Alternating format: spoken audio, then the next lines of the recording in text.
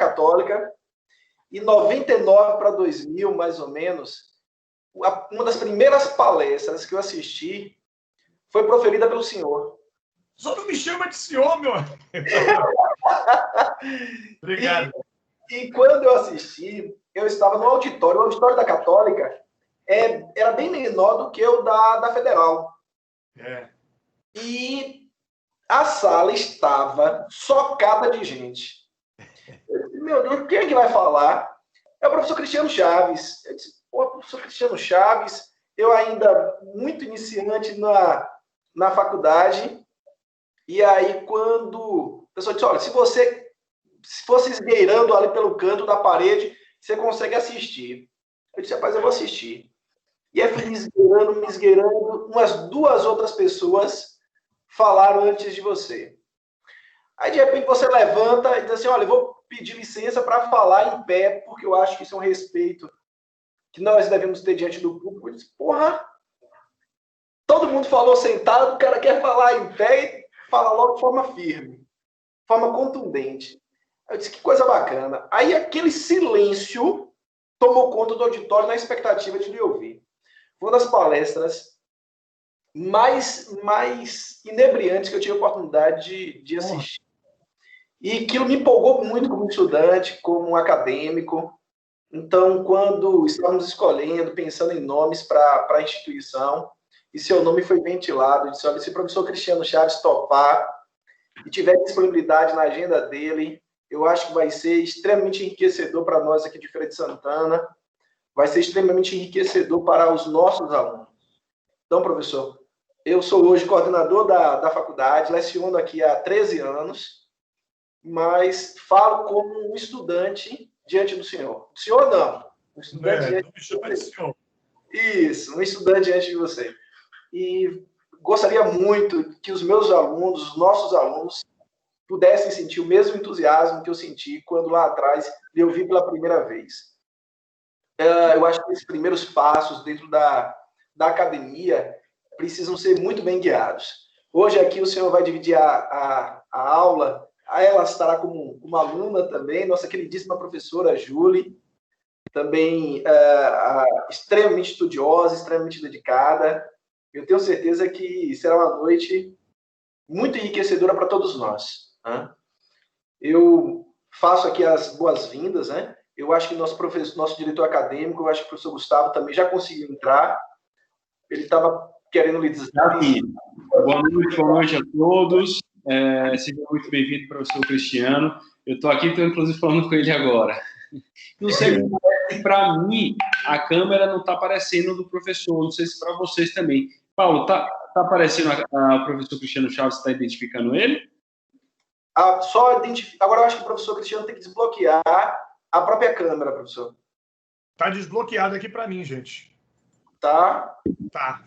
Paulo, é porque professora Júlia falando, boa noite, professor Cristiano, boa noite a todos. Boa noite, Júlia. Veja bem, é porque ele está apresentando o slide, Paulo, aí não tem como aparecer. Entendi. Então, entendeu? Tudo bem. Tranquilo, então foi isso, foi por conta do slide. Não, mas se for o caso, então a gente tira os slides, porque aí, professora,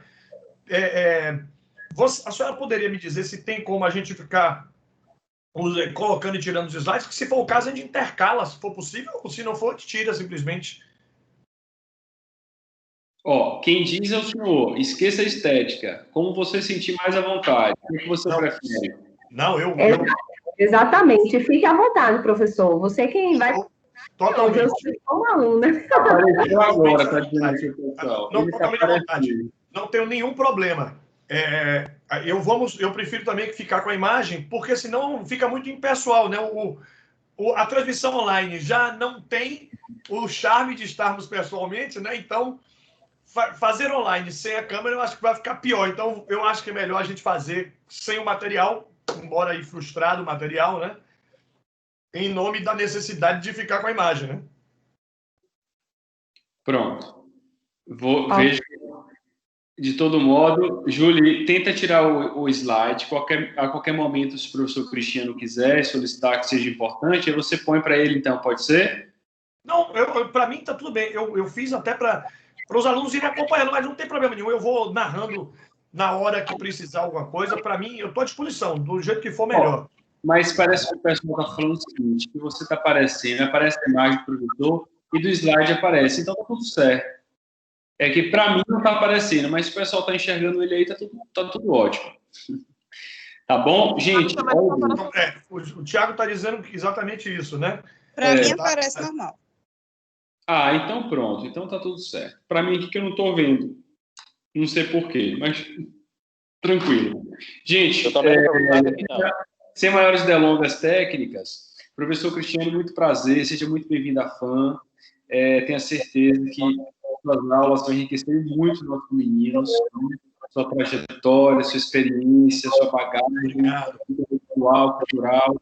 Então, eu sei, nós temos certeza e segurança disso, né? Seu nome foi muito, na hora que pensamos em direito civil, de pronto, professor Cristiano Chaves, e foi assim um nome unânime entre nós aqui da instituição. Então, seja muito bem-vindo à FAM.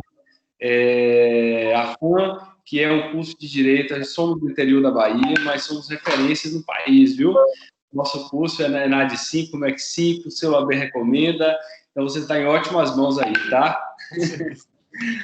Um abraço. Boa noite, professor Cristiano Chaves, professora Daiane, Faculdade UNEF.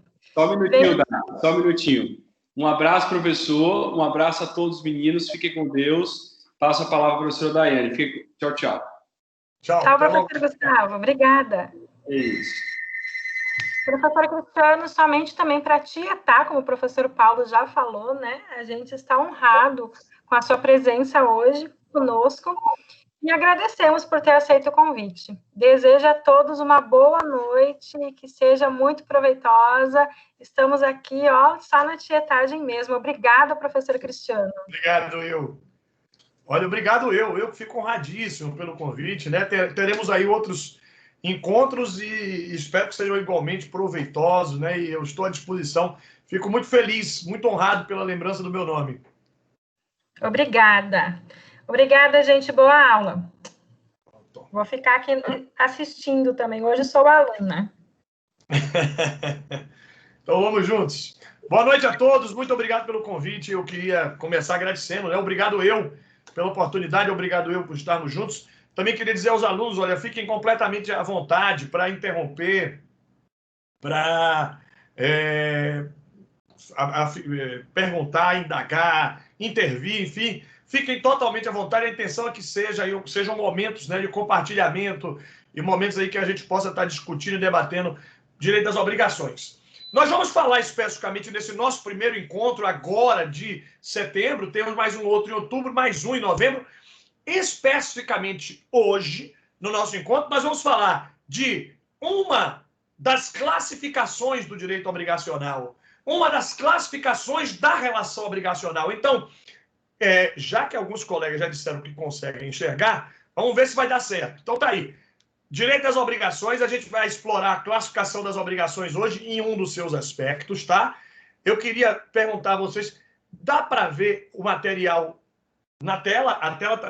Jadina já me disse que a tela tá preta para ela. Agora apareceu o slide, então vamos ver. Sim, então tá certo. Ismael, obrigado. Então tá aí. Vamos começar pensando o que são as relações obrigacionais. Por quê? É fundamental que a gente parta de uma premissa de que as relações obrigacionais, elas são relações circulatórias. Meus amigos, vamos parar um pouco. O que são as relações privadas? Então, vamos lá. O direito das obrigações está inserido, encartado nas relações privadas de conteúdo patrimonial. Pensem comigo. Das relações entre particulares, aquelas relações que não têm a presença do Estado, que são aquelas nossas relações nas famílias, nos ciclos sociais, estas são as relações privadas. E nas relações privadas, nós vamos ter algumas relações que são de conteúdo econômico e outras que não têm conteúdo econômico, que estão aninhadas, domiciliadas na personalidade, na existência daquela pessoa. Então, podemos dizer, existem algumas relações que são obrigacionais, patrimoniais, e outras relações que são existenciais. Existenciais. Então, olha só, as relações existenciais, direitos da personalidade, por exemplo, a sua honra, sua imagem, direito de família, os deveres conjugais no casamento, na união estável, as obrigações entre pais e filhos, numa relação de parentesco, ali nós temos relações que são de conteúdo existencial. Mas ao lado dessas relações de conteúdo existencial, nós vamos ter algumas que são de conteúdo patrimonial, econômico. Então, algumas relações patrimoniais, econômicas, são essas que nós vamos, dentre essas, nós vamos estudar aqui essa noite. Bom, mas dentre as relações obrigacionais de conteúdo econômico, algumas delas são de propriedade, posse, direitos reais. Aquelas são relações, atenção, econômicas, patrimoniais, estáticas. Estáticas, por quê? É o direito do proprietário sobre uma coisa, é o direito que o possuidor tem sobre uma coisa. Então, naquelas relações reais, não há circulação. É o direito do titular sobre um bem, sobre uma coisa. E eu tenho certeza que todo mundo aqui já titularizou algo, né? Todo mundo aqui já se apropriou de uma coisa. Infelizmente, algumas pessoas querem se apropriar não de uma coisa, mas das pessoas. Então, às vezes, alguém quer se apropriar de outra pessoa, mas, ordinariamente, não se apropria de pessoas. Ordinariamente, é possível se apropriar de coisas. Aqui eu estou falando dos direitos reais. E existem as relações patrimoniais que são circulatórias. Estas relações privadas, patrimoniais, circulatórias, são as relações obrigacionais. Então, vamos pensar aqui nas relações obrigacionais. Eu quero trazer situações que são do nosso dia a dia, do nosso cotidiano. Vá tentando encaixar isso em sua vida. Vá pensando aí comigo. Quantas e quantas vezes a gente compra um produto, adquire um produto no supermercado, na farmácia, enfim, e aquele produto que a gente adquire, a gente precisa pagar. Ali está uma relação obrigacional de conteúdo patrimonial circulatória. Alguém bateu no seu carro e causou um prejuízo, um estrago, vai ter que indenizar. É o seu papai ou a sua mamãe que lhe presta a pensão alimentícia durante o mês. Então, tudo isso são relações obrigacionais. O Código Civil disciplina, o Código Civil trata destas relações obrigacionais. São relações de circulação de riquezas. Daí eu chamar de transeuntes, circulatórias. Vamos falar a linguagem que a gente conhece no cotidiano. Essas relações obrigacionais são relações que vão permitir o trânsito jurídico. A circulação, indenização, contratos, relações de consumo. Agora, olha, só para você lembrar de um detalhe importante. As normas que você tem contato no Código Civil são as normas chamadas de gerais. Então, o Código Civil estabelece as regras obrigacionais gerais, genéricas. Mas ao lado dessas relações genéricas, nós vamos ter outro tipo de relação. É porque as relações obrigacionais genéricas, elas se aplicam indistintamente a todas as relações obrigacionais. Só que algumas delas vão ter leis específicas. E toda vez que se tem uma lei específica, uma norma específica, aí nós vamos chamar essas relações de obrigacionais especiais. E quais são essas relações obrigacionais especiais? Código de Defesa do Consumidor. Lá no Código de Defesa do Consumidor tem uma relação obrigacional especial. Direito empresarial. No direito empresarial, nós temos relações obrigacionais especiais. Então, sempre que nós tivermos uma norma especial com tratamento diferenciado, nós podemos ter relações obrigacionais especiais, diferenciadas. Nelas, o Código Civil só se aplica subsidiariamente. Então, o Código Civil terá aplicação subsidiária para essas relações obrigacionais especiais e nas relações obrigacionais gerais, genéricas, aí o Código Civil tem aplicação plena. Estou dizendo isso porque vocês vão estudar comigo hoje. Daqui a pouquinho a gente vai falar de um tipo específico de classificação das obrigações.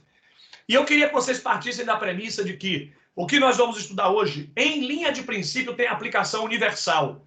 Seja qual for a sua relação privada, seja qual for a sua relação, Pamela, o slide não está aparecendo para você, vamos ver agora. E agora, Pamela, o slide está aparecendo? Tá agora ou não? Me diz aí, vá. E agora? Sim para o Tiago, Elaine. Então, está aparecendo aqui, sim. Tá certo? Então, ótimo. Pronto. Então, maravilha. Então, se você estiver imaginando que essas relações que nós vamos estudar são gerais, você já sabe, elas são genéricas. Todavia, dentro do Código de Defesa do Consumidor, dentro do sistema do Estatuto da Criança e do Adolescente, do Estatuto do Torcedor, do Estatuto do Idoso, ali nós podemos ter algumas restrições. Então, sistemas especiais podem estabelecer restrições, regras próprias para a aplicação do Código Civil. Então, o que nós vamos estudar são as normas gerais, que eventualmente podem sofrer restrições em situações específicas, em situações especiais. E estas eventuais restrições, num caso ou no outro, é que podem se justificar por conta dos sistemas especiais diferenciados. Muito bem. Agora, já que está todo mundo vendo, está tudo certinho, siga comigo. É diante disso, então, que eu quero lhe apresentar, olha o slide na sua tela, eu quero lhe apresentar, então, aqui, olha o detalhe. Essa pessoa que está aí foi, talvez, o maior de todos os professores de Direito Civil que nós tivemos no nosso estado. Ele, para o nosso grande orgulho, ele era baiano, e esse é Orlando Gomes. E Orlando Gomes já propunha uma importantíssima classificação. Vou lhe apresentar agora. Uma importantíssima informação. Na sua tela, olha para o computador, está todo mundo vendo a imagem dele? Tá certo para todo mundo? Então, tudo ok? Valeu, Tiago, pronto. Beleza. Então, continue olhando aqui para a tela. Este é Orlando Gomes. Orlando Gomes faleceu em 1987, antes até da Constituição, como você pode perceber. Mas Orlando Gomes deixou vários legados e, dentre as suas grandes lições, uma das mais importantes lições de Orlando Gomes é aplicável aqui ao nosso encontro de hoje. Uma das mais importantes lições de Orlando Gomes era de que o jurista não pode analisar a classificação das obrigações de forma isolada e estanque. Ou seja, é preciso chamar a sua atenção de que todos estes critérios classificatórios que nós estamos aqui trabalhando, eles se comunicam. Uma palavra clara, eles se interpenetram. De modo que, hoje, nós vamos falar aqui de obrigações cumulativas, alternativas, facultativas, mas esta classificação de hoje não afasta a incidência de outras classificações. A classificação de hoje não vai afastar a classificação das obrigações em solidárias, não vai afastar a classificação das obrigações em obrigações de resultado, obrigações de meio, em obrigações que podem ser líquidas e ilíquidas. Moral da história, a utilização de um critério classificatório não afasta a incidência dos demais. E nós podemos ter, ao mesmo tempo, uma multiplicidade de critérios classificatórios. Uma multiplicidade. E esta interpenetração faz com que nós venhamos a enriquecer o conteúdo das obrigações. Enriquecer, porque uma obrigação pode, ao mesmo tempo, comportar diferentes critérios classificatórios. Tudo isso, e repito eu, ao mesmo tempo. Ao mesmo tempo. Por isso que vale a pena você se ligar no movimento, viu? E já que vocês estão ligados, então vamos mais longe. Olha o que eu quero lhe dizer agora. Como é que se apresenta, como é que se vê a estrutura elementar das obrigações? Muito bem. Esse aí é o volume 2 do nosso curso de Direito Civil. Esse é o volume 2 totalmente dedicado ao estudo do direito das obrigações. Então, curso de Direito Civil, volume 2, obrigações. E, neste volume 2, eu apresento uma classificação, uma percepção dos elementos componentes de uma relação jurídica. Meninos, olha, meninos e meninas, quem está aqui comigo agora, por favor, se concentre. Quem está pensando em outra coisa, pare, viu? Quem está com a mão no celular, daqui a pouco você responde seu WhatsApp, olha para o seu Face, para o seu Insta, mas agora eu quero você 100% comigo. Então, se concentre em mim, olhe para mim, pense, e eu quero que você escreva no seu chat também. Eu quero que você participe comigo da aula, agora vai ficar mais interessante e mais rica. Eu quero que vocês pensem numa relação jurídica. seja ela qual for. Qualquer que seja a relação jurídica que vocês pensaram agora. Pensaram? Todo mundo pensou em uma relação jurídica, qualquer uma. A que você quiser. Mas se concentre. Agora escreva no chat. Qual foi a relação que você pensou? Qual foi a relação que você pensou? Pode escrever no seu chat. Casamento, Tiago pensou. Gesimar também pensou no casamento. Tá todo mundo querendo casar? Muito bem. Jadira pensou numa relação que tem credor e devedor, tá certo. Já Eduardo pensou numa relação de compra e venda. A Fabiane numa relação trabalhista. De divórcio, Pamela, tá certo. Quem casa divorcia. Tá certo também. Dante pensou na prestação de serviço, ótimo. Gabriela pensou no contrato de compra e venda. Tá tudo indo ótimo. Léo pensou na relação de consumo. Então, ótimo. Vão pensando. Seja qual for a relação que você pensou, com certeza absoluta, sem medo de errar, ela tem sujeito, objeto e vínculo. E todas essas relações que vocês acabaram de me apresentar, todas, sem exceção, nenhuma relação jurídica se distancia dessa realidade. Toda relação jurídica, toda ela vai ter sujeito, objeto e vínculo. Estes são os três elementos componentes de uma relação jurídica. E eu repito, não existe uma relação jurídica que não tenha sujeito, que não tenha objeto e que não tenha vínculo jurídico. Vamos lá? Trazendo isto agora para o campo das relações obrigacionais. Você vai pensar agora, se concentra, não pense em outra coisa. E, pensando nas relações obrigacionais, veja comigo agora, todas as relações obrigacionais vão ter sujeito, objeto e vínculo. E estas relações obrigacionais comportam diferentes critérios classificatórios. Veja o importante. Então, diferentes critérios classificatórios, e estes diferentes critérios classificatórios vão comportar diferentes percepções, ou seja, categorias. Comigo agora, muita atenção. Muita atenção. Se você está pensando em outra coisa, se concentre em mim agora. E olha agora na sua tela. Desses diferentes critérios classificatórios, esse é o primeiro. Quem é o sujeito? Quem é o sujeito das relações obrigacionais? Aí você vai dizer, Cristiano, é tão fácil essa parte. Já estudei, olha que negócio fácil. O sujeito das relações obrigacionais são as pessoas. As pessoas naturais, que a gente chama às vezes de pessoas físicas, né? No direito tributário, a linguagem sofre uma variação. No direito civil, chama-se de pessoa natural, a pessoa humana. No direito tributário, chama-se pessoa física. Na Argentina, chama-se ente de existência visível.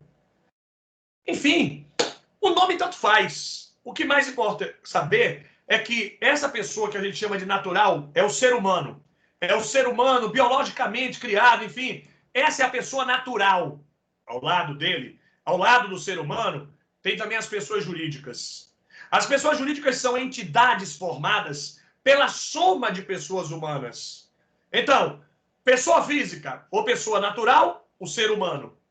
Pessoa jurídica, as empresas que são constituídas, compostas pelos seres humanos.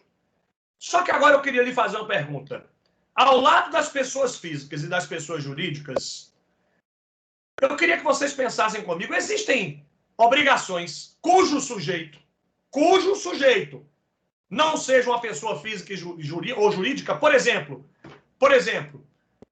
pode uma obrigação ter como sujeito um ente despersonalizado? Deixa eu perguntar aqui uma coisa. Algum colega mora em condomínio? Ninguém mora em condomínio? Alguém mora num condomínio? Ismael mora? Elaine também? Pronto. Eduardo. Todos vocês que moram em condomínios precisam agora partir da seguinte percepção.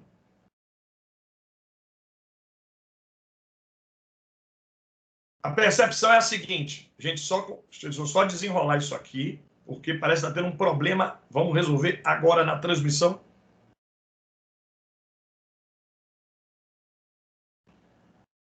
Vamos ver.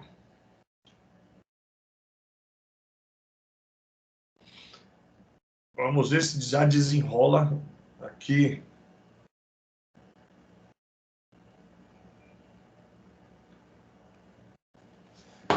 Pronto. Para eu mexer aqui no computador, e assim farei agora.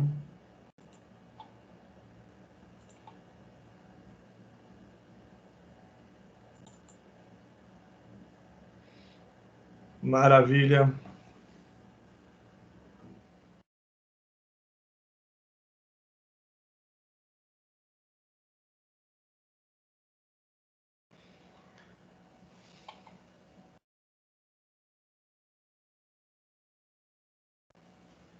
Muito bem, então vamos lá. Gente, só para eu saber que vocês estão aqui, então vamos lá. Então, quem mora no condomínio, preste atenção comigo. Então, quem mora no condomínio? Quem mora no condomínio, o condomínio que você mora, ele tem empregados. O condomínio que você mora, além de empregados, ele vai ter dívidas, despesas para pagar. O condomínio que você mora, ele paga impostos. Ou seja, de um modo ou de outro, nós não podemos negar que este condomínio assume obrigações. E como esse condomínio assume obrigações? Então, atenção, comigo, hein? Atenção. O sujeito da relação obrigacional, o sujeito da relação obrigacional pode ser uma pessoa natural, os seres humanos. O sujeito de uma relação obrigacional podem ser as pessoas jurídicas, as empresas, e também podem ser os entes despersonalizados. Note que o condomínio não é pessoa jurídica, não é. Mas o condomínio, embora não seja pessoa jurídica, ele efetivamente pode titularizar relações obrigacionais. Então, onde eu quero chegar,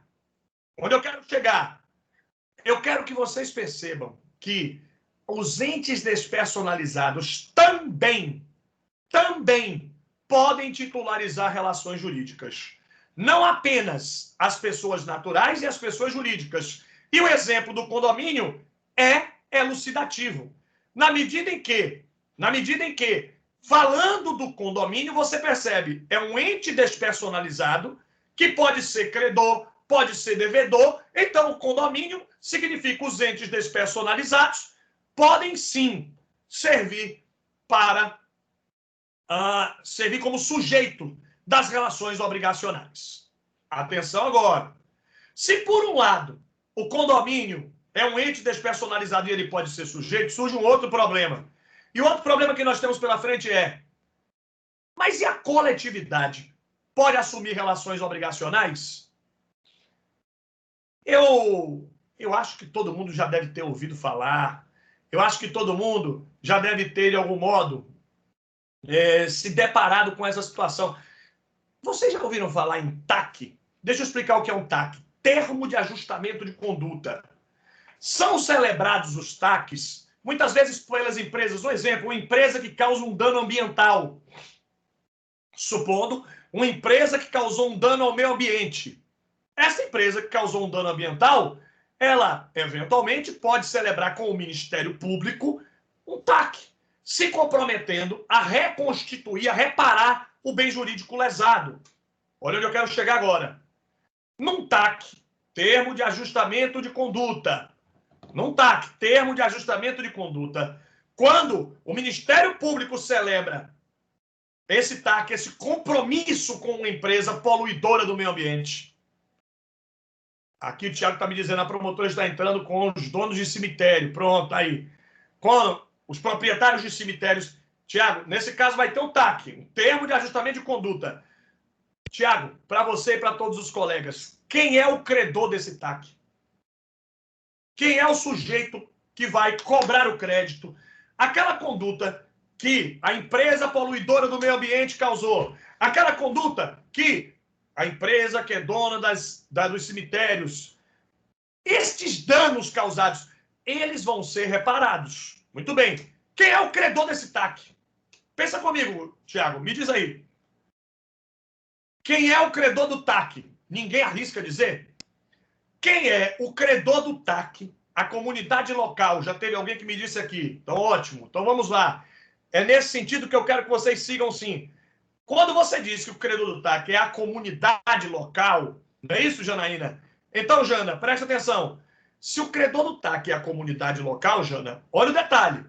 significa que a coletividade também pode ser sujeito de relações obrigacionais. Então, as relações obrigacionais podem ter como sujeitos não apenas as pessoas físicas, as pessoas naturais, não apenas as pessoas jurídicas, mas também a coletividade. Então, a coletividade também pode ser sujeito de relações obrigacionais. Então, o sujeito das relações obrigacionais podem ser as pessoas físicas, as pessoas jurídicas e até a coletividade, neste eloquente exemplo do TAC. Teve algum colega também que me falou sobre relações trabalhistas. No campo das relações trabalhistas, nós temos ali os acordos coletivos, as chamadas convenções coletivas de trabalho, que disciplinam regras em favor de certas categorias. Um exemplo, a convenção coletiva dos professores, a convenção coletiva dos motoristas de ônibus, a convenção coletiva dos garçons. Então, todos esses casos de convenções coletivas, nós também vamos ter como beneficiário a coletividade, aquele grupo enorme de pessoas. Então, atenção, sujeito da relação jurídica podem ser pessoas físicas, pessoas jurídicas, entes despersonalizados e até a coletividade. Mas vamos para a parte mais interessante de tudo que eu falei até agora. Agora eu quero vocês escrevendo no chat, viu? Ninguém foge de mim agora, não. Eu quero saber se os animais podem ser sujeitos das relações obrigacionais. E os animais? Algum de vocês tem cachorrinho de estimação, enfim, animal de estimação? Vá pensando aí, o seu animal de estimação pode ou não? O Tiago já me disse que pode sim. Dante está dizendo que sim, mas a Janaína está dizendo que não pode. Então, Gelsimar, pode ou não pode? Fabiane diz que sim, Gabriela acha que não, Jadida também acha que não, Elaine também acha que sim, a Gabriela acha que sim, José Eduardo acha que sim. Eu quero saber, quem não respondeu, responde agora, vá. Já vi cachorro receber herança, mas não foi no Brasil não, viu, Josimar? Recebeu herança na Inglaterra. Eu vi a história também, uma velhinha que deixou, né, mas não foi no Brasil. Não foi no Brasil. Então, na verdade, o Dante acha que não. Então, o Dante está achando que não, o Lázaro está achando que sim, Geovânia também acha que sim, Tiago. Se você tem um boi de 40 mil, acho que seria a coletividade, diz o Dante, Enoque acha que sim, Nájila acha que não, Nájila, né? Então, Nájila, vamos lá? Tiago, vamos tirar essa dúvida? Vamos aprender todo mundo? Olha só, na letra fria do Código Civil, a resposta é não. Não. Na letra fria do Código Civil, é não a resposta porque os animais não são sujeitos. Ao contrário, os animais são objeto das relações jurídicas. Na letra fria do Código Civil. Portanto, na normatividade brasileira, diferente de outros países, então, diferente, por exemplo, do que acontece na Argentina, em Portugal, os animais não são sujeitos e, portanto, não podem titularizar relações jurídicas. Em alguns casos, a titularização das relações, por exemplo, um TAC celebrado para a proteção dos animais, aí o sujeito beneficiado não seriam os animais, que eu volto a dizer, não podem ser sujeitos, mas seria a coletividade.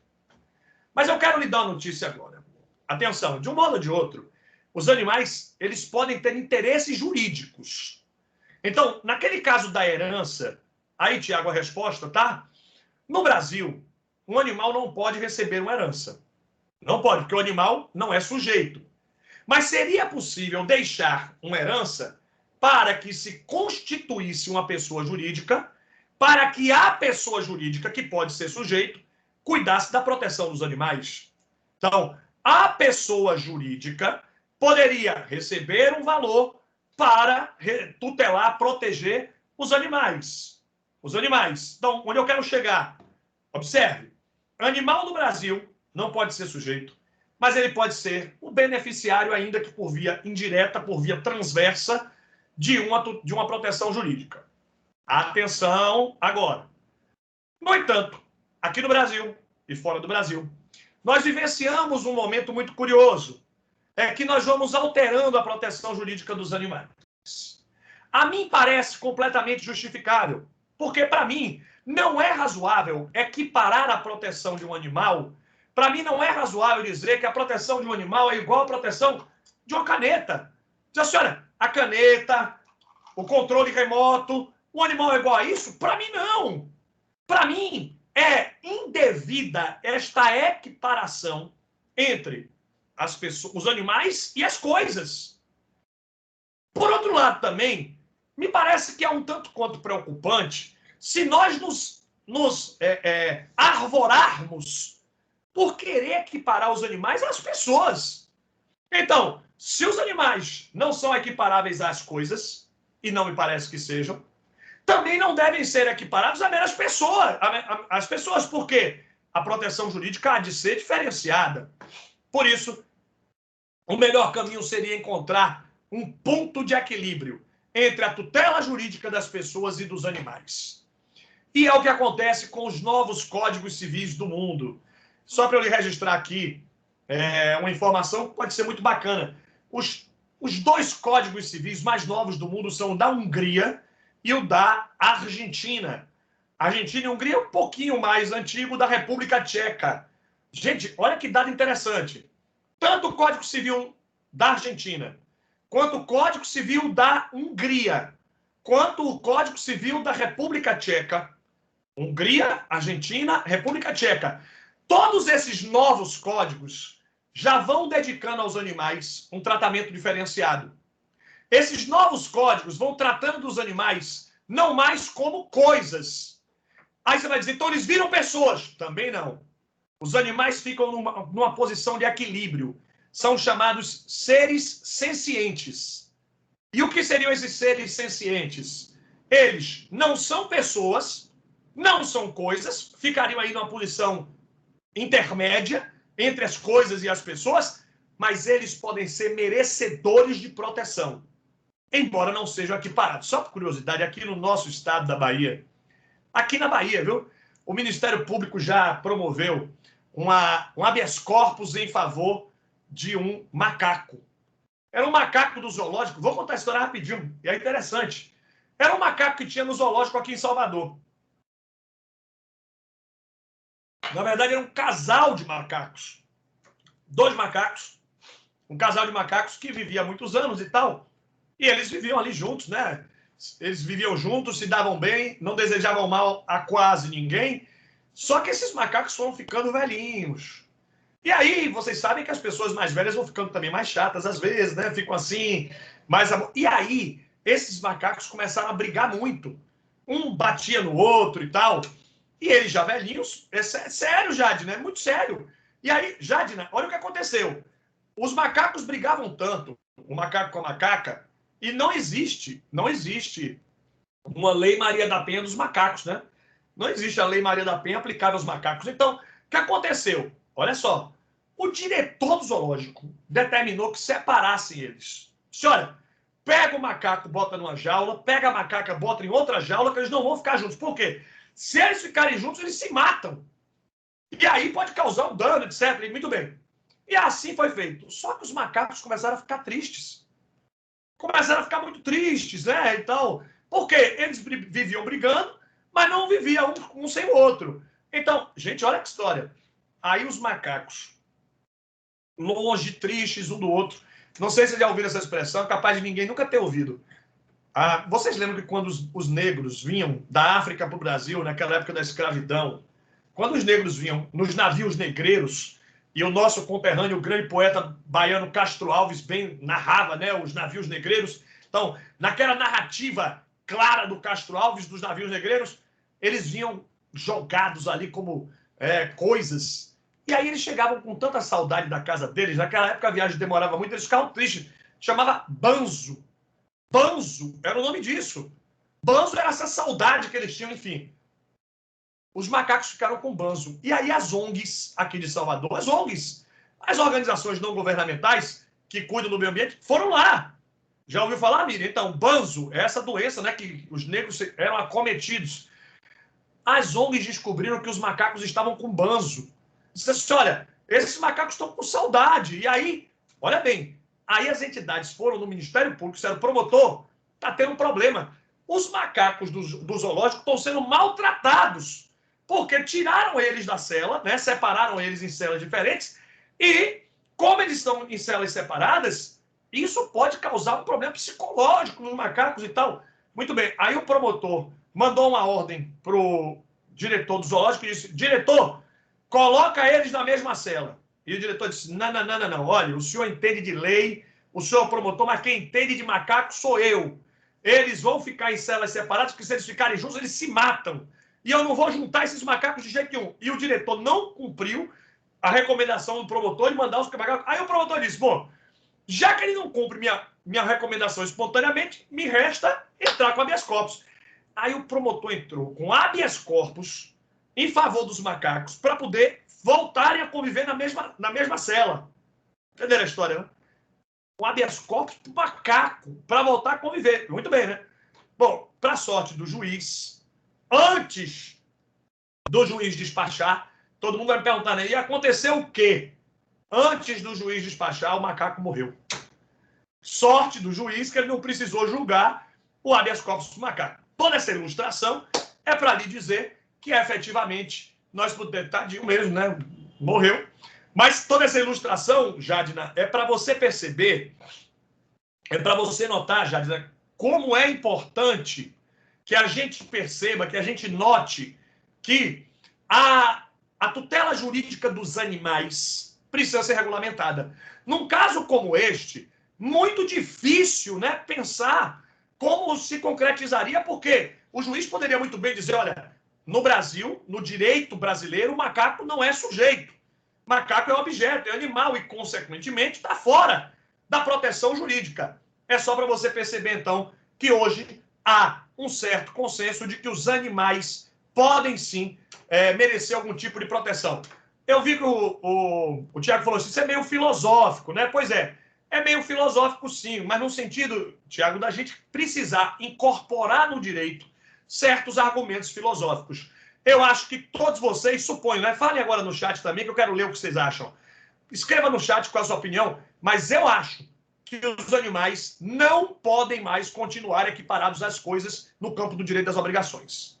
Eu acho que nas relações obrigacionais é aviltante à dignidade humana tratar os animais como coisas. Eles talvez eles não possam ser equiparados às pessoas humanas, mas tratar animal como coisa me parece uma violência injustificada. Jadna me diz aqui, deixa eu só ler. Jadna diz: eles não são sujeitos da relação, mas têm proteção. É isso que a gente se defende hoje, Jadna, de que eles não são sujeitos, não são pessoas, mas podem ser merecedores de proteção, sim. Também acho com certeza isso mesmo, né, Elaine? E concordo, Dante, beleza, Eduardo, Gabriela, enfim, Esther. Exatamente. Meninos e meninas, o que eu quero que vocês pensem é a hora do sistema jurídico despertar para a necessidade de compreender, Andresa, também, compreender que o sistema tende a avançar. E um dos avanços que o sistema precisa hoje é tratar melhor dos animais. Se os animais não podem ser equiparados às pessoas, parece indevido fazer com que os animais sejam uma coisa qualquer. Tratar dos animais como coisa, como uma cadeira, uma mesa, me parece imprudente ou indevido, tá? Aqui o Lázaro me diz: minha ex-professora dizia o mesmo. Que bom que temos aí essa afinidade, que sua ex-professora também imagina nesse mesmo sentido, que é o que me parece exatamente, viu, Miriam? É uma coisificação dos animais. Veja, eu não me arvoro a equiparar os animais às pessoas, mas eu acho também que eles não podem ser equiparados a coisa. Só por curiosidade, hoje no Brasil, nós já falamos em... Olha só o que a gente já fala no Brasil hoje. A gente já fala no Brasil hoje em guarda compartilhada de animais. Aqueles casais que conviviam juntos, e aí, depois que eles se separam, divorciam, eles querem continuar convivendo. Claro que eu não gosto de chamar de guarda, porque guarda, para mim, é de pessoas humanas. Dos animais, eu prefiro chamar de custódia compartilhada. Mas é possível. Custódia compartilhada de animais. Já se fala hoje nas despesas dos animais repartidas, divididas. E dividir essas despesas pode ser extremamente importante também. Então, estas situações me parecem que são muito relevantes. A gente precisa começar a compreender que tudo isso pode se tornar prospectivo. Imagine, eu quero dar um exemplo bem simples. Imagine que um casal está se divorciando e esse casal tem filhos menores. E esses filhos menores têm animais de estimação. Tem um cachorrinho, tem um gatinho e tal. Esses animais de estimação, eles servem, inclusive, para o próprio equilíbrio psicológico de crianças e adolescentes. para mim, nada mais razoável do que calcular no valor da pensão desses filhos as despesas dos animais. Então, os animais de estimação, os animais domésticos, podem ter suas despesas calculadas. E aí é exatamente por isso que eu acho que a gente precisa perceber esse tratamento diferenciado dos animais. Tiago está me contando que Aristóteles, tem tempo, né? Aristóteles, século III a.C., Aristóteles é um dos grandes clássicos gregos, né? Para quem não lembra, na filosofia clássica dos gregos, Sócrates, Platão e Aristóteles. Sócrates, Platão, Aristóteles. Então aí, vai relembrando, já conceituava a questão de para diferenciar a alma humana, intelectos das coisas e animais. Era caracterizado como ente. Isso mesmo. Beleza. Os clássicos gregos falavam dos animais, enfim, muitas coisas a gente traz da filosofia grega. Pois bem, aqui eu falei das pessoas, do sujeito das relações obrigacionais. Agora eu quero falar do objeto. E qual é o objeto das relações obrigacionais? As coisas. As coisas constituem o objeto das relações obrigacionais. Gente, finalmente conseguimos estar aqui com as imagens. Está todo mundo olhando essa imagem? É uma imagem bacana do John Travolta no Pulp Fiction. Quem não assistiu, põe aí, dever de casa. Importantíssimo assistir o Pulp Fiction. Tá aí? Dá para assistir? Dá para ver essa imagem? Não vi ainda. Então, Miriam, vamos ver se você vê agora. Jade também não viu. Então, vamos ver essa imagem. Consegue ver? Consegue ver como se sim, se não viu, não viu, a assistente também não viu. Pois é, eu acho que tem algum defeito, mas vamos lá. De todo modo, vamos lá. Primeiro eu falei do sujeito, que são as pessoas. Pessoas físicas, pessoas jurídicas. Só vejo, ela ainda só vê a mim, então tá bom. Que pena que não está disponível, mas vamos lá. Os sujeitos são pessoas físicas, pessoas jurídicas, entes despersonalizados e até a coletividade. Os animais é que não podem. Filmão mesmo, né, Enoque? Quem não assistiu, meninos e meninas, se você não assistiu, coloque aí na sua listinha. Pulp Fiction. Grande filme. Imperdível. Pulp Fiction. Velho pra caramba, mas não deixa de assistir, não. Vale demais a pena. Pronto. Então, falamos dos sujeitos. Agora vamos falar do objeto.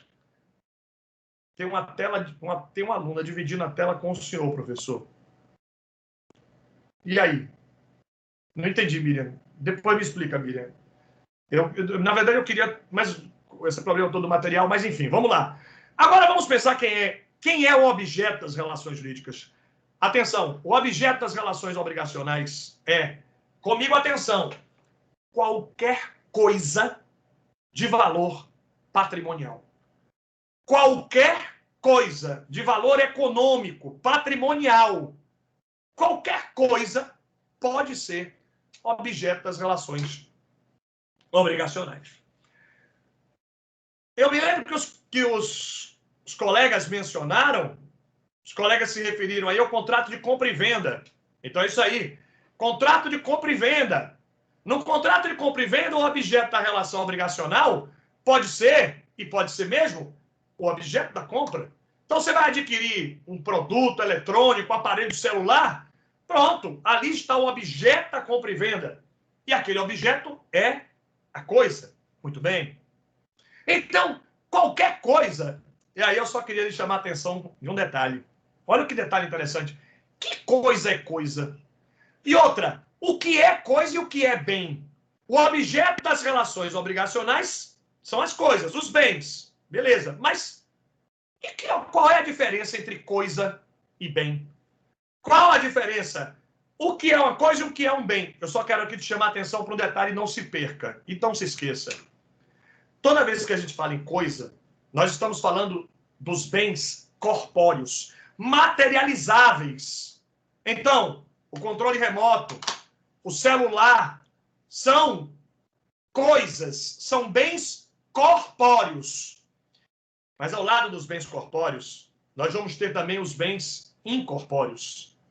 E hoje, no sistema jurídico, os bens incorpóreos também podem ser objeto das relações jurídicas. Então, quem mora na Bahia nunca vai esquecer.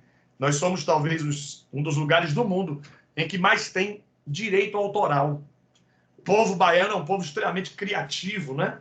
Então, na criatividade dos baianos, direito autoral pode ser objeto de relações jurídicas. Se eu tiver aqui algum colega que trabalha com música, um compositor, o compositor pode cobrar o seu direito autoral. Então, ele tem crédito, ele tem uma relação obrigacional que tem como objeto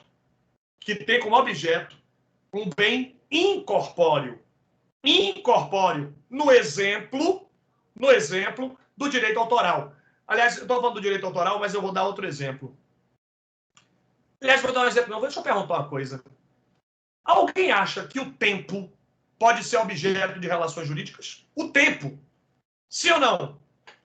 O tempo pode ser objeto de relações jurídicas?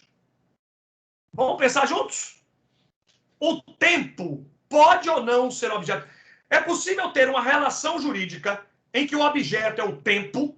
Olha só, olha no relógio, está passando o tempo. Esse tempo pode ser objeto de uma relação jurídica? Miriam está me dizendo, depende. Depende para Miriam. Mas a Nájila, o Enoque, Janaína, Ismael, Ana Clara estão convictos de que sim. O Dante, 1 hora de trabalho. E tem uma expressão, viu, Dante? 100% baiana. Vê se você conhece essa expressão, Dante. 1 hora de relógio. Você conhece a expressão 1 hora de relógio? Se é 1 hora, eu suponho que seja de relógio. Eu não consigo imaginar, né? 1 hora que não seja de relógio. Mas é uma expressão 100% tipicamente nossa aqui da Bahia.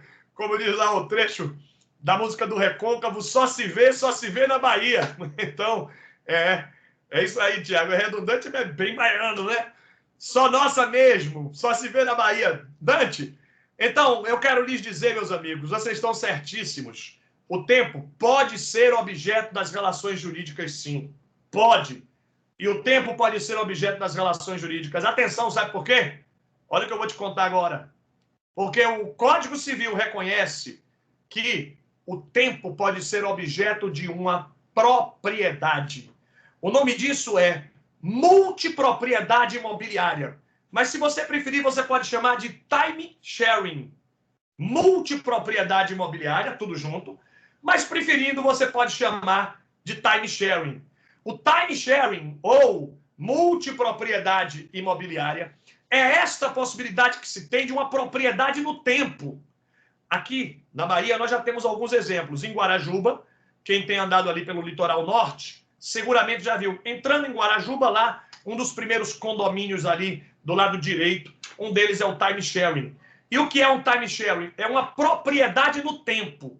Caracteriza-se o time sharing quando alguém exerce a propriedade tantas vezes no ano. Por exemplo, é o sonho da casa de praia. Quem é que não gostaria de ter uma casa de praia, né? Agora, olha, meninos, deixa eu falar uma coisa para vocês. Muito melhor, infinitamente melhor do que ter uma casa de praia, é você ter um bom amigo que tem uma casa de praia. Isso sim é muito melhor, né? Então, você quer ter uma casa de praia ou você quer ter um amigo que tenha uma casa de praia? Não é, Tiago? Miriam? Então, é muito melhor. Mas, gente, as pessoas querem realizar esse sonho, né? O sonho da casa de praia, passar o verão ali na frente do mar. É possível, sim. Mas aí tem muita despesa, porque o grande problema é que você é proprietário 12 meses no ano para usar 7 dias, 15 dias, um mês, talvez 2. Então, agora é possível. As pessoas podem ser proprietárias no tempo. Então, uma pessoa pode ter uma relação, digamos, no sentido de ser proprietário 7 dias, 10 dias, um mês, no mínimo 7, diz o código. Neste caso, você é proprietário? É. Neste caso, você vai ter escritura pública? Vai pagar IPTU, vai pagar as despesas da taxa de condomínio? Claro. Proporcionais ao número de dias que se tenham. Então, a isso se dá o nome de time sharing, e olha que coisa maravilhosa, é o tempo sendo objeto de relações jurídicas. Tiago disse que ele já gozou de uma relação assim. Que bom, Tiago, tomara que seu amigo continue seu amigo. E a Gabriela lembra que em Fortaleza nós já temos vários casos assim? Tem sim. No Ceará, ali naquela região do Beach Park, vários, eles estão explorando nesse sentido, é normal. Aqui na Bahia também, viu, Gabi?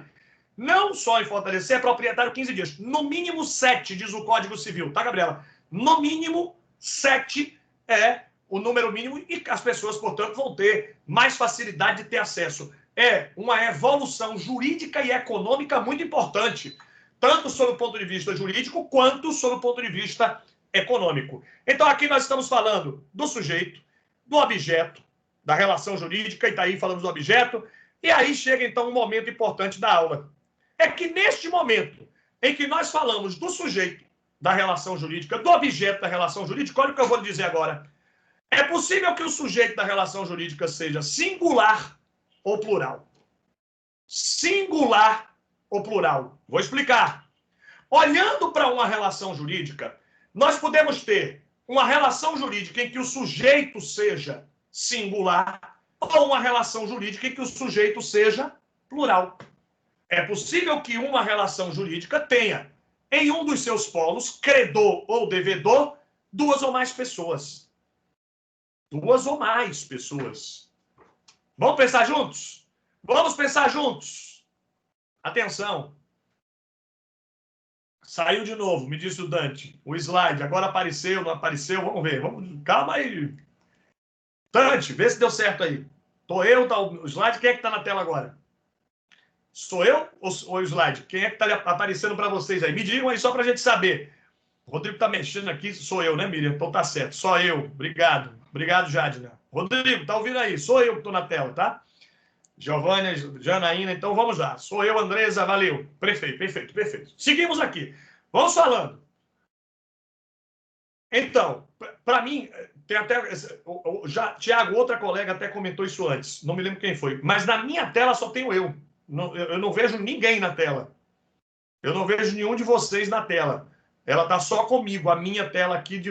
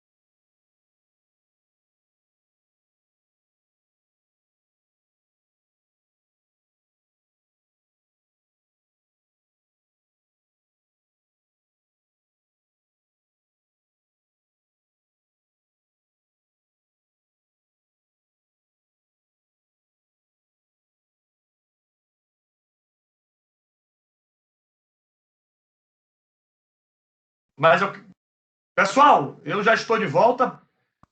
Vamos ver se está todo mundo aí. Está tudo certo? Caiu tudo. Mas... Voltou? Maravilha, obrigado. Pronto. Então tá ótimo. Então já estamos todos juntos de novo. Luiz Carlos, Gelsimar, Lucas. Então tá maravilha. Eu falava antes, eu falava que é possível que as relações jurídicas tenham no seu, atenção, no seu polo subjetivo ou objetivo, mais de um sujeito ou mais de um objeto. É possível. É possível, repito, que uma determinada relação obrigacional tenha dois ou mais sujeitos, dois ou mais objetos. E é exatamente isso que nós vamos estudar agora. Vamos lá? Primeiro, eu quero falar da pluralidade de objetos. pluralidade de objetos. Ou seja, uma relação jurídica pode ter 2 ou mais objetos. Vamos pensar juntos? Vamos pensar juntos. Olha, acompanhe comigo agora a minha linha de raciocínio. Uma relação obrigacional pode ter, eventualmente, 2 ou mais objetos. 2 ou mais objetos. Então, vejam comigo. Primeiro, gente, só para eu saber, vocês conseguem, agora que voltamos, enxergar o material ou só continua comigo? Só sou eu ou o material? Então, só você. Então, tá bom, vamos seguindo só comigo mesmo. Então, atenção. Vamos lá, gente. Se a relação obrigacional tem 2 ou mais objetos, ela pode ser, acompanhe comigo nos dedos. Acompanhe comigo nos dedos da mão. Cumulativa, alternativa ou facultativa. De novo, as relações obrigacionais podem ser, a depender do número de objetos, elas podem ser cumulativas, alternativas ou facultativas. Venha ver comigo agora, atenção. As relações obrigacionais podem ser cumulativas. Cumulativas quando exigem-se, claro, tá, já vai ser disponibilizado sim. Eu já até encaminhei para o pessoal da coordenação, mas não tem problema nenhum, eu mando de novo sim. E vai ficar totalmente disponível. A Miriam está dizendo que agora ela vê o slide, não me vê mais. Então tá certo. Então, agora vocês estão vendo o slide, né? Ótimo. O Thiago também está vendo o slide. Muito bem. Isso. Daqui a pouco... Mas, Rodrigo, agora... Rodrigo, vamos ver se volta para mim. Então, olha só. Comigo agora, gente, atenção. As obrigações serão cumulativas quando elas forem marcadas pela expressão e. Então, o que é a obrigação cumulativa? É a obrigação na qual o devedor está obrigado a prestar, a entregar isto e aquilo outro. Então, caracteriza a sua obrigação como cumulativa quando ela é marcada pela expressão e. O devedor deve prestar isto, aquilo e aquilo outro. Isto, aquilo e aquilo outro. Muito bem. Neste caso de obrigações cumulativas, deve o devedor prestar isto, aquilo e aquilo outro. Eu vou lembrar de um exemplo muito interessante. Muito interessante. Algum de vocês aqui é credor de pensão alimentícia dos seus pais? Algum de vocês recebe pensão alimentícia do papai ou da mamãe, enfim? Alguém lhe paga pensão alimentícia? Algum de vocês? Ninguém recebe pensão alimentícia? Ninguém. Ana? Então, a Ana... Exatamente. Lembra-se da Cecília Meirelles, sim, Miriam. Grande lembrança. Ana Clara está me dizendo que ela é. Então, Ana, imagine que uma pensão alimentícia foi fixada da seguinte forma. O juiz determinou que o devedor de alimentos pagasse um determinado valor por mês e mais o plano de saúde. Ou um determinado valor e mais a mensalidade escolar. Neste caso, o devedor só se exonera da obrigação, ele só cumpre a obrigação se ele prestar isto e aquilo.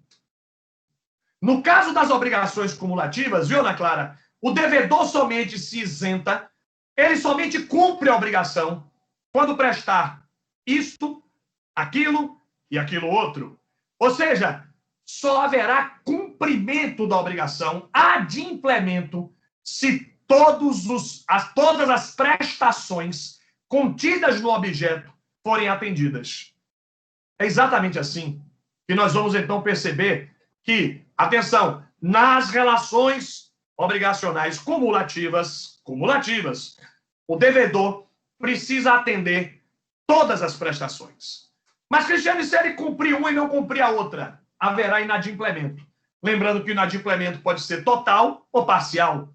Então, obrigação cumulativa exige o cumprimento disto, daquilo e daquilo outro, de tantas prestações quantas sejam necessárias. Muito bem? Mas se é assim, uma obrigação cumulativa. E nas obrigações cumulativas, o devedor somente cumpre se prestar todos os objetos. No exemplo que eu dei para a Ana Clara, ele tem que pagar o valor da pensão e mais o plano de saúde. Se não prestar um deles, inadimpliu. Ao contrário das obrigações cumulativas, que são marcadas fundamentalmente pela expressão e, isso e aquilo. E, portanto, nas obrigações cumulativas nós temos uma complexidade muito maior. Porque nas obrigações cumulativas o devedor precisa prestar isso e aquilo. Diferente. Bem diferente do que ocorre nas obrigações alternativas. Nas obrigações alternativas, Ana Clara, a marca registrada não é a expressão e, mas sim a expressão ou. Nas obrigações alternativas, o devedor se exonera prestando isto ou aquilo. Ou aquilo. Então, nas obrigações alternativas, ele não incorrerá em inadimplemento se ele prestar uma e não prestar a outra. Porque aqui não haverá uma cumulação. Aqui haverá uma alternatividade. O devedor se exonera prestando isso ou aquilo. Mas o grande problema é saber quem deve fazer a escolha. Eu vou falar aqui de um exemplo muito comum de obrigação alternativa em nosso país. É um exemplo que nós temos no Brasil muito comum. Contratos de safra agrícola. Claro, né? Todo mundo sabe que os contratos de safra agrícola são muito importantes para a economia do Brasil. Estou lembrando daquela propaganda que passa na Rede Globo. O agro é pop.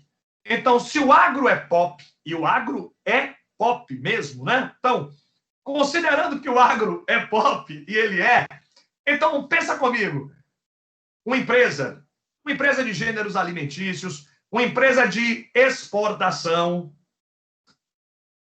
Então, uma empresa, por diferentes motivos, ela quer negociar uma safra agrícola com um produtor rural.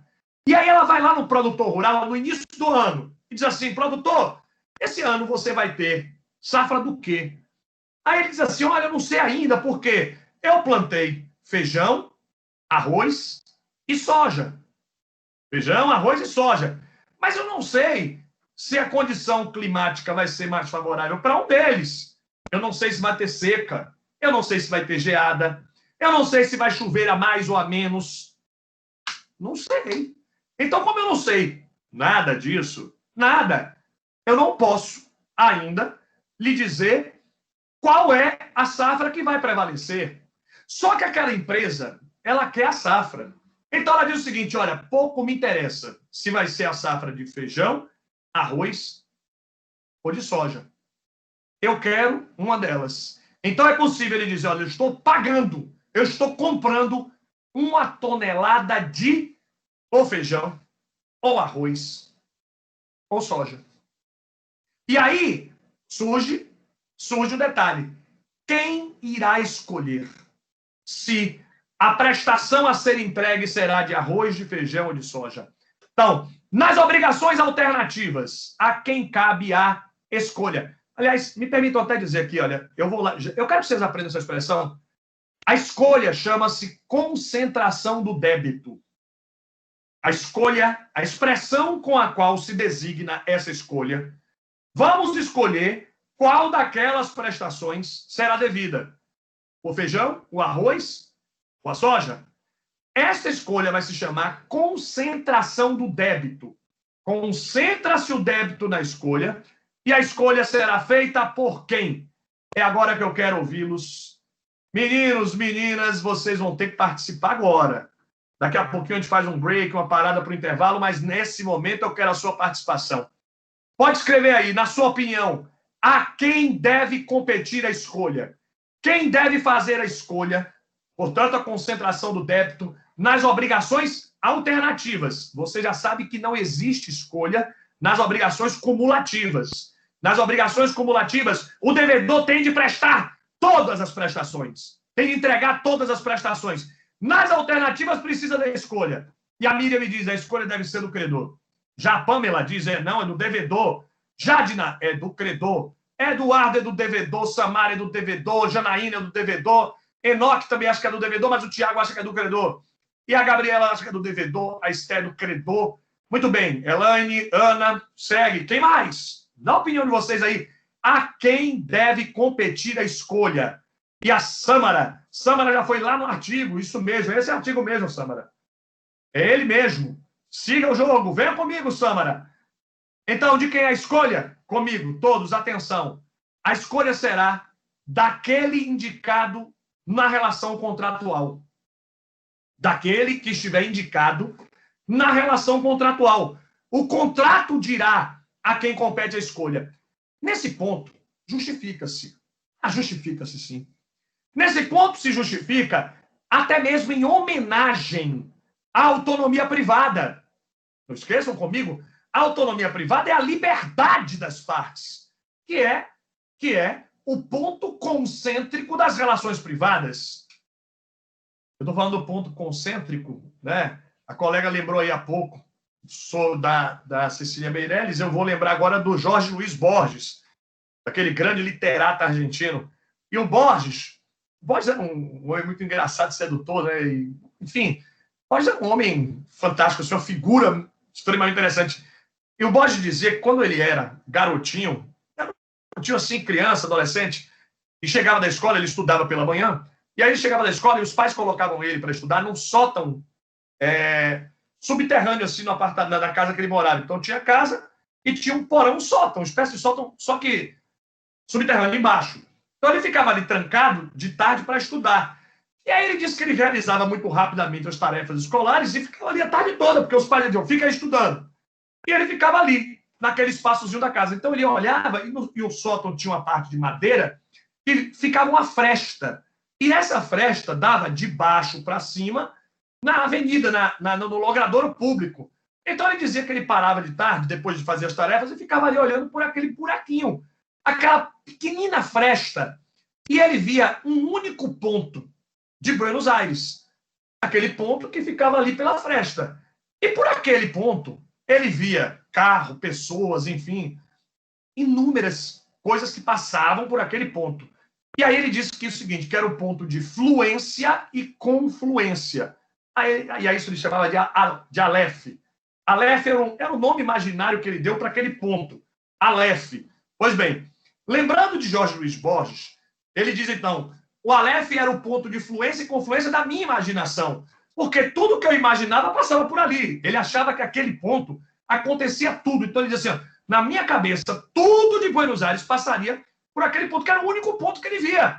Daí essa expressão, é o ponto de fluência, é o ponto para onde flui e conflui toda e qualquer situação.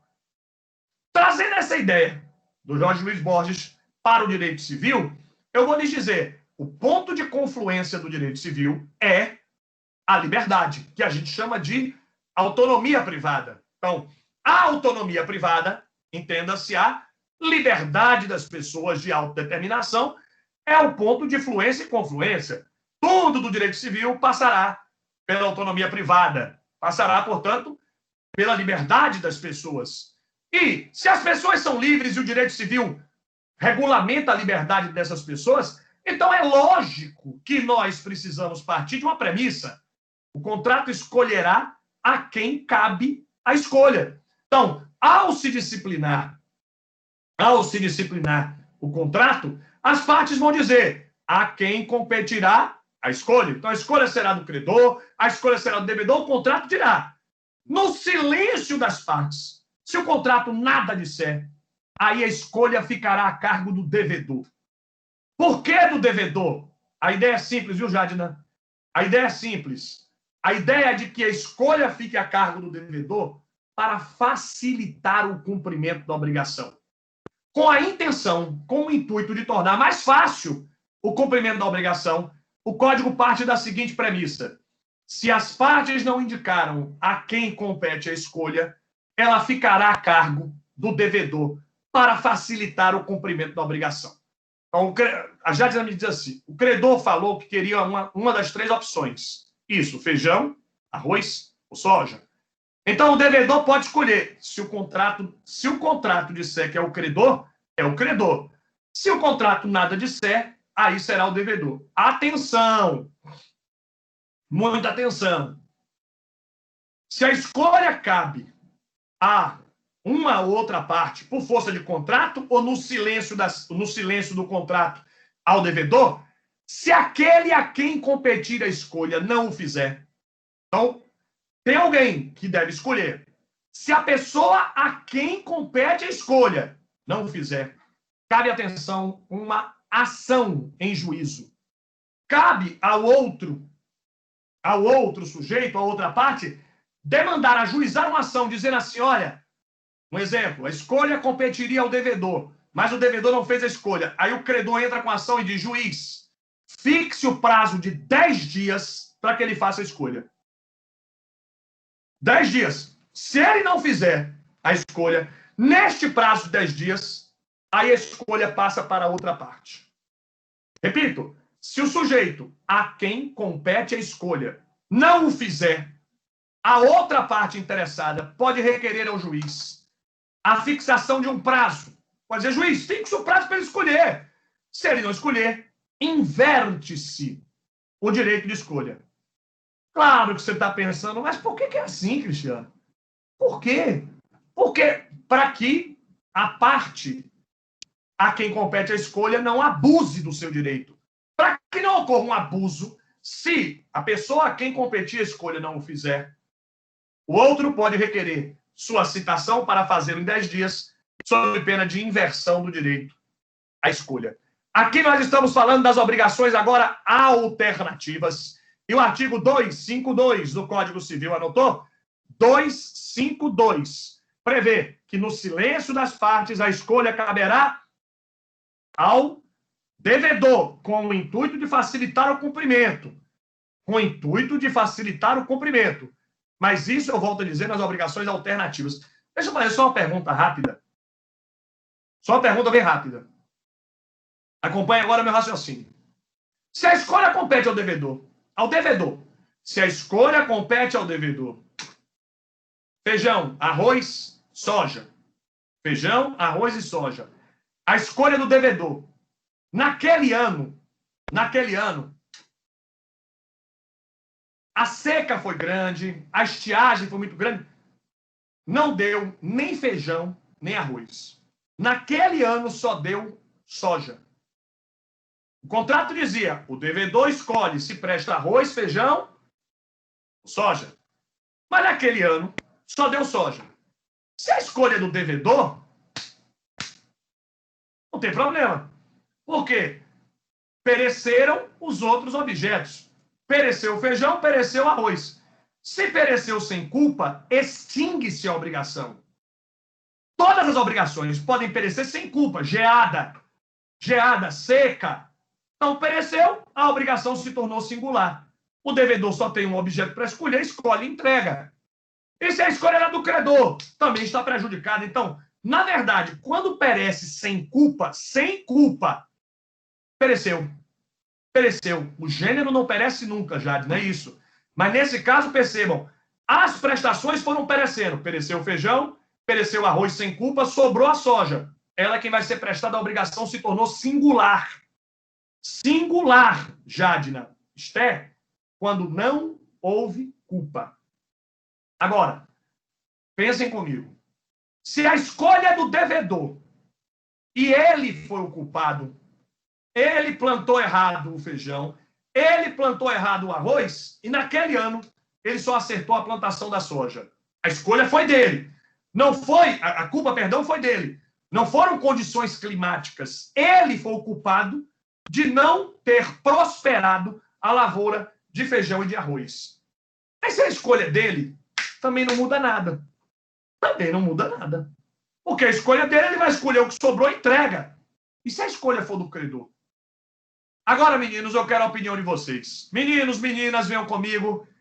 Se a escolha é do credor e a prestação, uma das prestações pereceu por culpa do devedor, o credor pode escolher a que pereceu com culpa? Olha a minha pergunta. Tinha arroz, feijão e milho. E soja, perdão. Arroz, feijão e soja. A escolha é do credor. O devedor errou e naquele ano não teve feijão. O credor pode escolher exatamente o feijão que pereceu por culpa do devedor? Bíblia está dizendo que pode, e que aí converte-se em indenização. E essa é a resposta. Pensem comigo. Se o credor tem a escolha, ele pode escolher qualquer uma. E se a que ele escolheu pereceu por culpa, transforma-se a indenização, a obrigação em perdas e danos. Transforma-se em indenização. Neste caso, atenção. Neste caso, olha, muita atenção. Transforma-se em indenização, portanto, altera-se a natureza da obrigação. Aquilo deixa de ser uma obrigação alternativa, porque a escolha foi feita de uma espécie que pereceu por culpa do devedor, e o credor, a quem caberia a escolha, será indenizado. Então, caberá indenização nesse caso. Perdas e danos, exatamente para evitar, para impedir que o credor, a quem compete a escolha, seja prejudicado. Claro que isso só acontecerá se a escolha for do credor e a coisa tiver perecido por culpa do devedor. Veja a diferença. Muito bem. Agora, eu preciso chamar atenção para um detalhe. Em certos campos, em certas atividades, as partes sabem dos riscos que correm. As partes sabem, sim. Por exemplo, eu não escolhi aleatoriamente o exemplo da safra agrícola. A grande realidade é que quem trabalha no ramo do agro sabe dos riscos que as safras vão correr.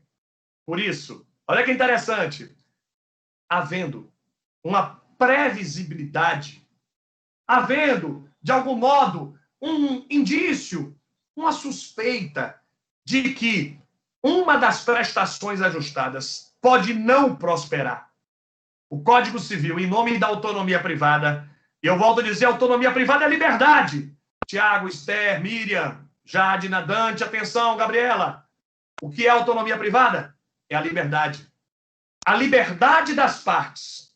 E esta liberdade, que tem o nome de autonomia privada, esta liberdade pode ser tão importante que as partes podem dizer assim, olha, vamos fazer o seguinte, vamos colocar no contrato uma cláusula dizendo, se neste ano der errado por algum motivo, a safra, o credor aceita que o devedor entregue uma outra coisa, caso ele queira. Aqui, nós vamos, a partir da autonomia privada, reconhecer as chamadas obrigações facultativas. Eu não gosto de chamar de facultativas. Não gosto, porque a verdade é que no dia a dia nós usamos a expressão facultativas muitas vezes como sinônimo de alternativas. A verdade é que no cotidiano a gente usa essas expressões facultativa e alternativa como se fossem sinônimas. Aliás, muito me preocupa a língua. A influência que a língua portuguesa tem sobre o direito é terrível. Vejam que no direito as coisas vão ganhando expressões muito próprias. Muito próprias. E essas expressões atrapalham demais o cotidiano do jurista. Por exemplo, qual a necessidade que tinha o sistema jurídico chamar entrega de tradição?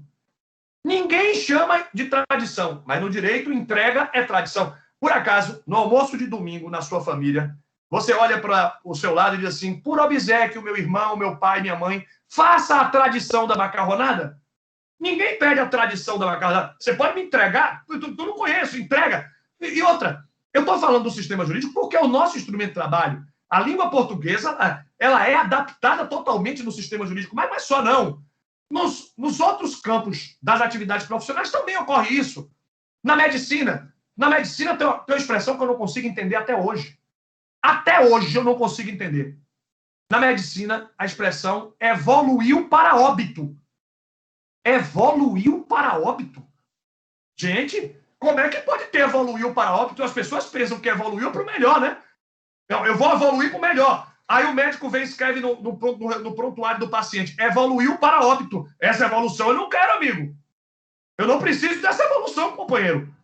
Então, as profissões, as ciências como um todo, elas possuem expressões, terminologias muito interessantes. Pois é, Esté está dizendo que quando ele evolui para óbito, ele teve uma alta celestial.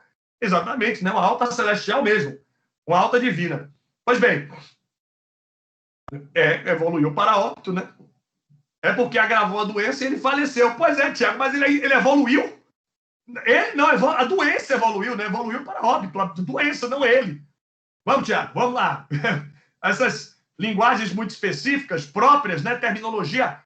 A terminologia é muito própria. Venha comigo.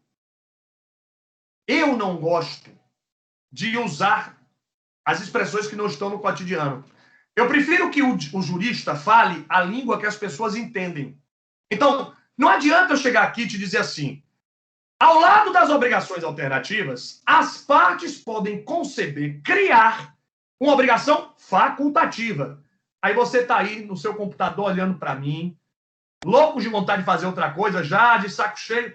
Aí você olha para mim e diz, cara, que coisa maluca. Esse cara está me dizendo que facultativa não é igual a alternativa? Porque eu consigo separar bem as obrigações cumulativas, o devedor precisa entregar isso e aquilo, das obrigações facultativas, perdão, das obrigações alternativas. Então, eu sei o que é obrigação cumulativa, isso e aquilo. Eu sei o que é obrigação facultativa, isso ou aquilo. Mas o que é uma obrigação facultativa não é a mesma coisa da alternativa, não. Eu prefiro chamar, olha como é que eu chamo. Eu prefiro chamar de obrigação com faculdade de resolução para o devedor. Faculdade de solução, de resolução para o devedor, que é a expressão do Código Civil da Argentina. Na Argentina vai se chamar obrigação com faculdade de solução para o devedor. Então é mais ou menos dizer o seguinte, o contrato diz, a obrigação é esta, o devedor tem de prestar isso. Mas se ele quiser, somente ele pode entregar outra coisa. O credor não pode exigir. É o devedor quem poderá entregar uma coisa diversa. Eu gosto de chamar assim, uma obrigação com faculdade de resolução para o devedor é uma obrigação que tem uma prestação que fica como uma espécie de stand-by. Stand-by. Ela fica ali em stand-by para o devedor na hora de dizer assim, olha, eu não vou entregar outra coisa não, eu te entrego isso. Eu te entrego isso. Então, obrigação alternativa não. Facultativa, Elaine. Uma obrigação com faculdade de cumprimento para o devedor. O devedor pode facultativamente entregar outra coisa. Claro, Esther, tranquilamente. Eu não falei para você que os termos terminam atrapalhando? Esther, é o seguinte. O contrato pode dizer o devedor, só o devedor. O devedor, isso não se aplica ao credor, viu, Esther? O devedor, querendo, por força de contrato, pode entregar uma coisa diversa. Esther, olha o meu exemplo. O contrato diz, o devedor deverá prestar arroz, feijão ou soja. Não foi esse o meu exemplo, Esther? Esther, eu quero que você acompanhe passo a passo comigo. Você está aí? Então vai me dizendo. Você está entendendo, Esther? Então vamos lá. O contrato diz, devedor, você deve entregar arroz, feijão ou soja. Esther, comigo. É uma obrigação alternativa. E a escolha do devedor. Só que aí vem uma outra cláusula do contrato e diz assim, mas se o devedor quiser, ele pode entregar milho. Pronto. Ou se o devedor quiser, ele pode entregar outra coisa. Isto é uma faculdade para o devedor. Essa é uma obrigação facultativa. Ela depende de expressa previsão. Esther, você entendeu? Me diga lá, vá. Me diga lá, eu quero saber se você compreendeu o que é essa obrigação com faculdade de solução, perfeito? Então agora, Esther, que você entendeu, eu vou seguir a recomendação da educação, né? Os grandes educadores do mundo dizem, nunca dê o exemplo primeiro. Primeiro você apresenta, é como se fosse um plano B. Excelente expressão, excelente, Esther, que massa. É sim, é o plano B, é o plano C, é o plano D. É porque você pode ter vários planos, sempre para o devedor. Sempre para o devedor. Eu agora vou lhe dar um exemplo. Então eu vou cumprir, Miriam, o que os grandes educadores do mundo sugerem. Primeiro, você explica, depois dá o exemplo. Porque se você der o exemplo primeiro, você fica preso no exemplo. Vocês sabem qual é um contrato muito comum no Brasil inteiro? Muito comum. É o contrato de seguro de automóvel. Algum colega aqui já teve uma perda total em seguro de automóvel? Roubo, furto, acidente? Obrigado, Elane. Muito honrado. Muito obrigado. Alguém já teve perda total no carro? Miriam, já roubo. Então, o carro da Miriam foi roubado. Tinha seguro, Miriam? Só para não dar errado o meu exemplo. Tinha seguro o seu carro? Então, vamos ver. Maio do ano passado. Tinha seguro? Olha o meu medo aqui. Tinha, sim. Que bom. Então, Miriam, olha só. A seguradora te pagou o quê, Miriam? E quanto foi que a seguradora te pagou? O carro da Miriam foi roubado. Miriam, o exemplo vai ser perfeito. Ela quitou. Então, é porque você estava devendo mais do que tinha crédito.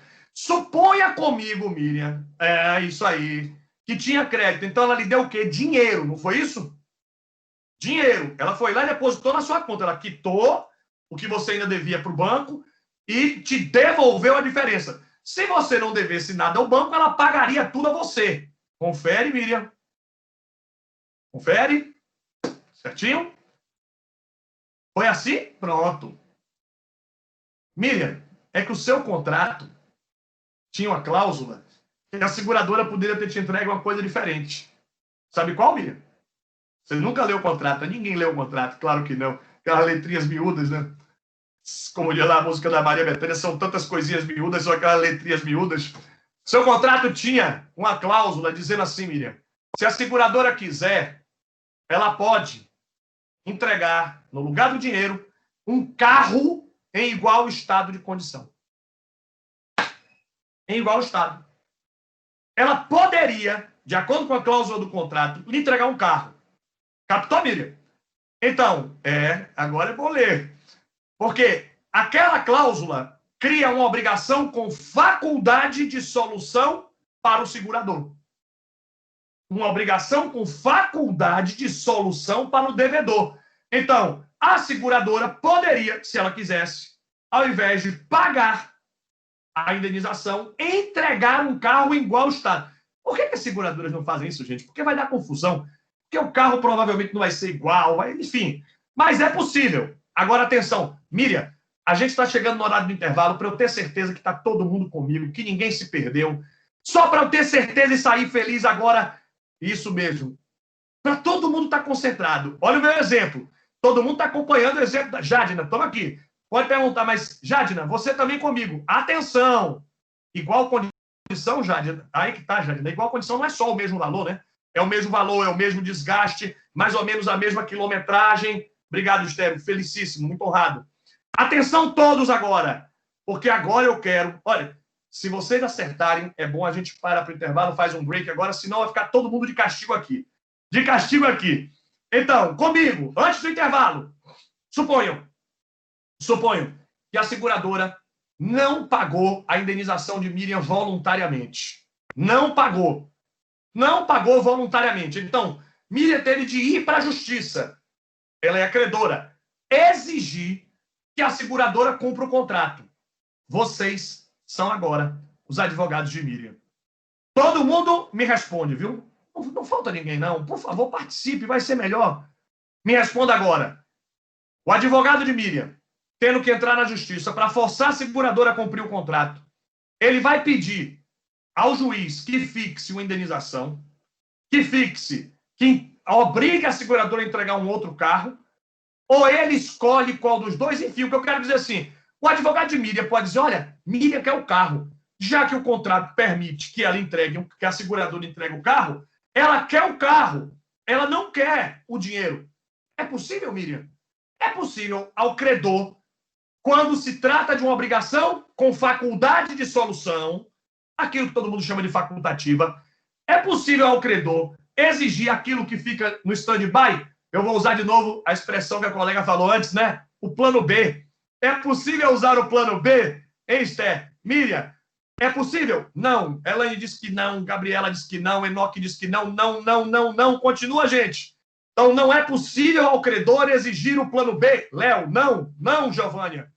Segue. Não. Todo mundo? Está todo mundo certo. Então, pronto. Vai todo mundo aproveitar e compartilhar o recreio. O intervalo. Jana, não pode não. essa faculdade, esta prestação que fica em faculdade é uma exclusiva prerrogativa do devedor. Só o devedor, querendo, pode entregar. Por quê? Porque aquela prestação que pode ser executada é a que consta do contrato. Então, voltando para o exemplo da Miriam, voltando. Se a seguradora não honrar o contrato espontaneamente, ela vai executar o que está no contrato. Indenização. Indenização.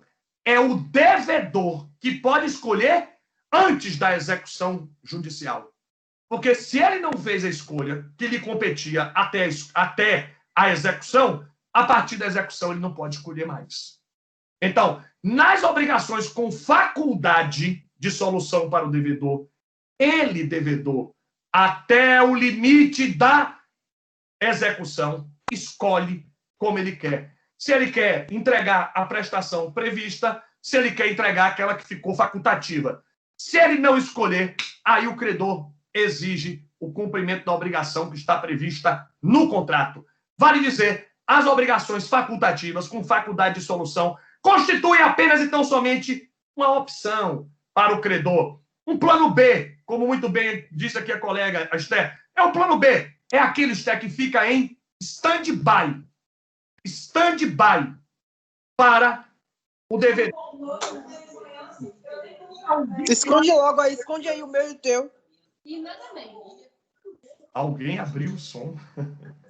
Confere aí, gente. Vamos parar que está na hora do intervalo. Pensei em exceção porque ele não cumpriu. Ele não cumpriu, mas aí o credor não pode exigir. Só pode exigir, Jana, aquilo que foi estabelecido no contrato. Então, para o credor, sempre a execução é do que está no contrato. É o devedor que pode escolher. Eu falo sim, Esther, eu falo do link do livro. Vamos ao intervalo? São 20 minutinhos, a professora me orientou para falar 20 minutinhos, são 20, 50, 21 e 10. 21 e 10, a gente volta para ir para a parte final do nosso encontro, vai até as 22, né? Então, voltamos para ir até as 22 daqui a pouquinho. Então, 21 e 10, gente. Olha o horário, tá? 21 e 10 a gente volta. Bom descanso, volto já.